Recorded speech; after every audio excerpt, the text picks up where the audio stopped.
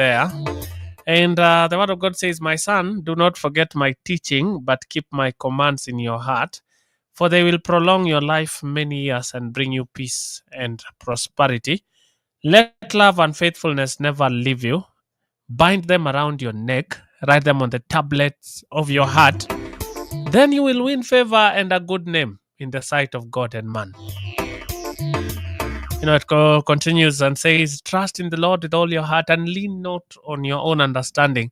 In all your ways submit to him, and he will make your paths straight." This is a father talking to a son. "My son, do not forget my teachings, but keep my commands in your heart, for they will prolong your life many years and bring you peace and prosperity. Let love and faithfulness never leave you. Bind them around your neck, write them on the tablets of your heart. Then you will win favor and a good name in the sight of God and man." And, even as we are praying for our children, I don't know if you get an opportunity to sit down with your son and speak to them, or your daughters. What are the teachings that you will love them not to forget? When you tell them, "My son, do not forget my teaching," ni nini inakuja kwa mind yao? Like, what are you teaching your children? Some of us tumewacha the teaching inafanywa na walimu na house helps na wafanyikazi wa nyumbani. When all is said and done and it is you and this child, utakuwa unamwambia nini? "But keep my commands in your heart." No, what commands are there to keep in their hearts if you are not doing the teaching? If you are not, and the commands actually here are not just sheria zile za usikuja hapa saa 11, is also the sherias that they see wewe pia unafuata, because now you will want them to prolong their lives, for they will prolong your life many years. So if there is no teaching happening around you, there is a shortage ya lifespan unapeleka kwa mtoto wako. Kuna shortage ya peace and prosperity. So the right kind of teaching and the right kind of commands will result to prolonging of life and peace and prosperity. I hope you are seeing what I'm saying here.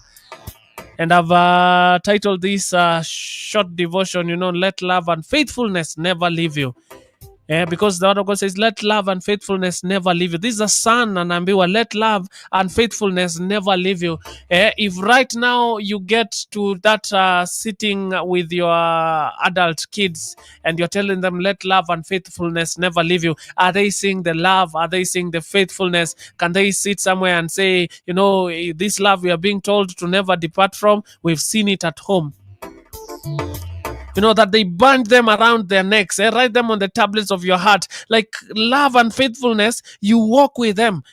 Wacha mtu anaona your necklace iko hapa ni love and faithfulness. Your heart kama kuna maandishi, it is love and faithfulness.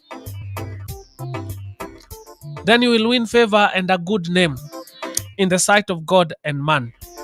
And the word of God says even Jesus grew in stature, in favor with God and man.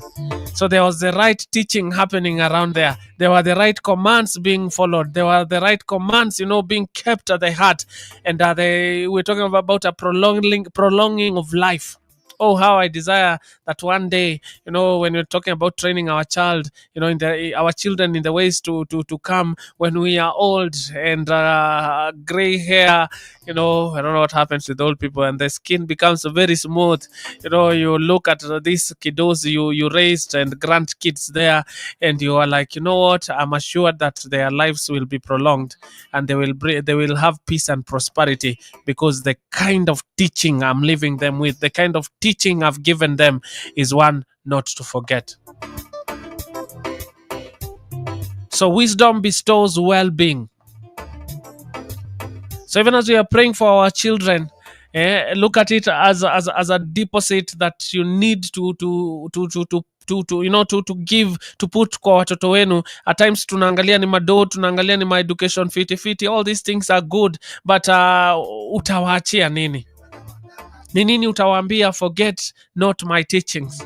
Ni nini utawaambia? Keep my commands in your hearts. These are things that are part of the training, and allow me to present the word of God as a guide when it comes to teaching.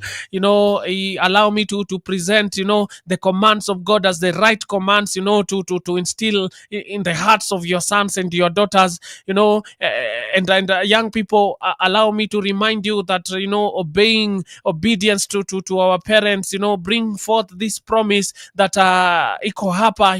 You will have many days in this life, so let's start kwanza kwa kukuja kwa even honoring our parents, and then this long life we desire. Like we are in a very good space that peace and prosperity can thrive, can come out. So somebody is tuning and saying, Karis, mimi, if we are talking about love and faithfulness, mimi sijaona kwetu. If you are talking about teachings, mimi sijapata kwetu. If you are talking about the right kind of commands, hata kwetu, kwetu ilikuwa military camp. I want to tell you that it's not too late for you. The word of God will teach you. The commands of God, you'll keep them in your hearts. And you know what? Your lives, you will have many years. You will have peace and prosperity. I'm also tapping into this word, So, Karis, let love and faithfulness never leave you. Bind them around your neck with them. Write them on the tablet of your hearts. And I desire that everything we get to do, imagine you are seated somewhere and you are sure your son, your child outside there is thriving because favor is upon them. And a good name. Oh, the good name is better than so many things, by the way, even the riches of this world, in the sight of God and man. May God help us. So this one is going to all of us out there, young parents, old parents, parents to be.